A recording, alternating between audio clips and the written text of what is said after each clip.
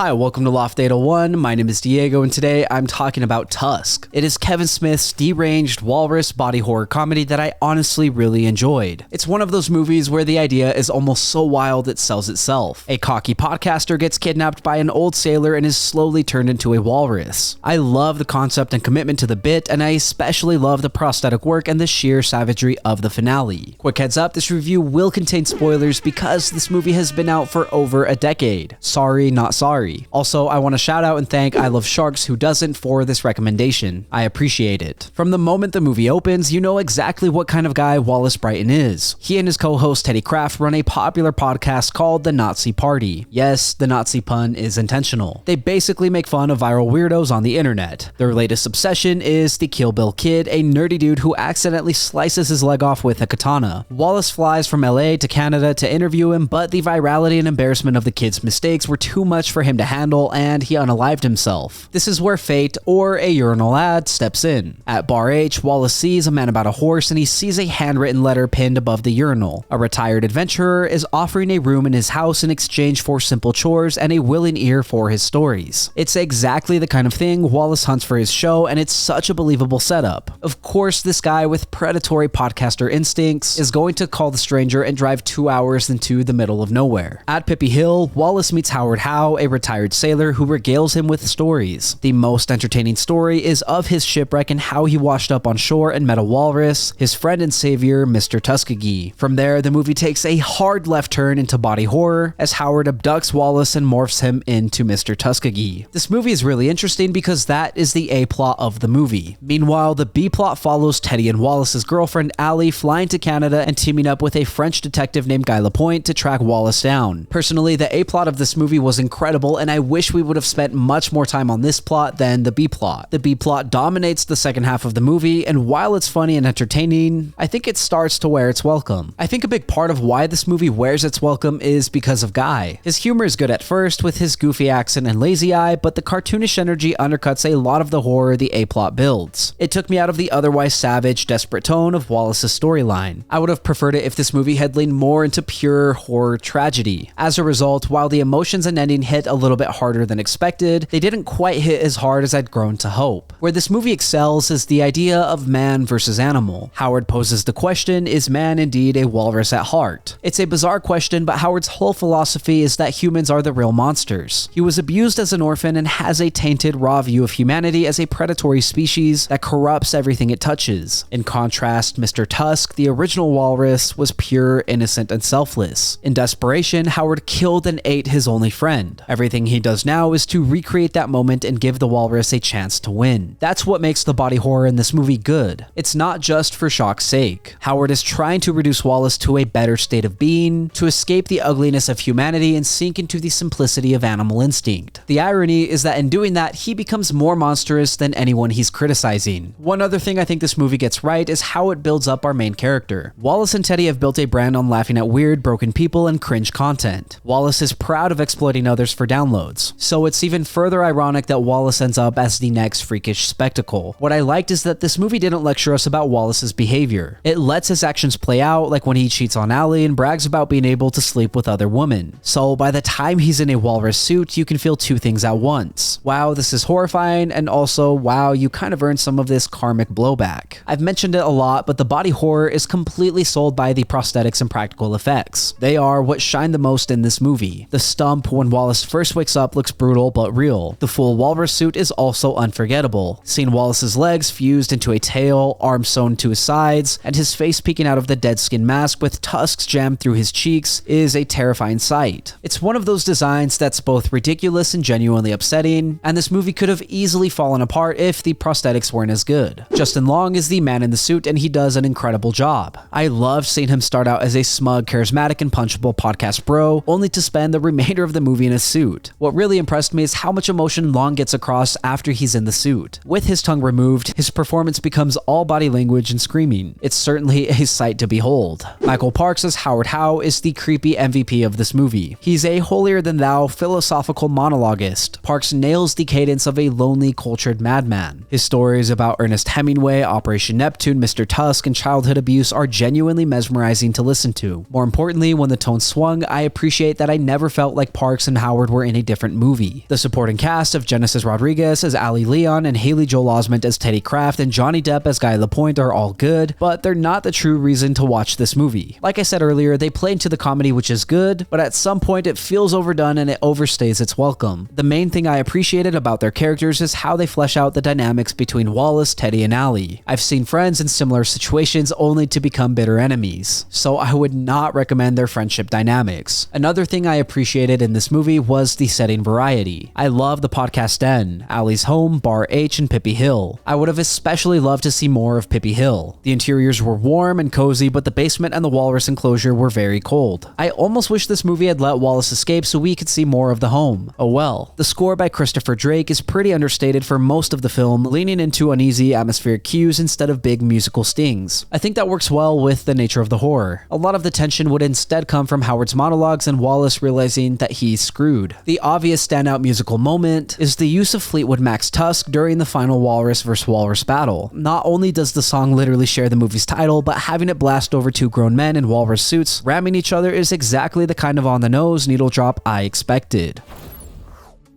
Tusk is one of those rare horror movies that feels like a dare, an idea so ridiculous that it becomes genuinely compelling because of how seriously it's taken. It's messy, uneven, and tonally chaotic, but it's also creative, bold, and unforgettable. I admire the commitment to the premise, the incredible prosthetic work, and the way the film slowly transforms a smug, cocky podcaster into a tragic animal whose final tears somehow hit harder than expected. I wish this movie had leaned further into the horrific A-plot rather than drifting into the goofy B-plot, but even with those tonal clashes, Tusk delivers a uniquely savage little horror tale about cruelty, identity, and the monster lurking inside of us. It's a weird one and done watch, but if you're in the mood for something deranged, surprisingly thoughtful, and unlike anything else in the last decade, this is absolutely worth your time. Thank you for listening to my review of Tusk. If you enjoyed the content, leave a like and hit subscribe. If you did not enjoy the content, I'm gonna stick you in a walrus suit. As always, I would love to read what you have to say, so leave a comment and let me know what you're thinking. Also, if there's something you want to see reviewed, don't forget to let me know and I will do my best to get to it. I love sharks, who doesn't? Again, thank you for the recommendation. Lastly, if you want to see some more from me, then you can check out my vlogs linked up above or my podcast, Good Friends. Again, thank you for watching. My name is Diego and I will see you next time.